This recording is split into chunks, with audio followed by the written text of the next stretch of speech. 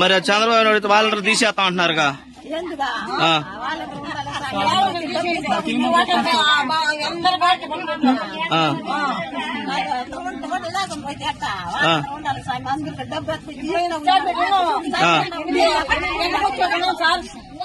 నీళ్లు లేవు, కావాలా? ఇప్పుడు ఆయన చంద్రబాబు నాయుడు ఏమన్నాడంటే ఇంకో వాలంటీర్లంతా తీసేస్తాము, జన్మభూమి కమిటీ వాళ్ళు కడికి ఇస్తాము, లేకపోతే ఇదేలాగా బ్యాంక్కి వేస్తాం అంటున్నారు. ఇది మంచి పద్ధతేనా?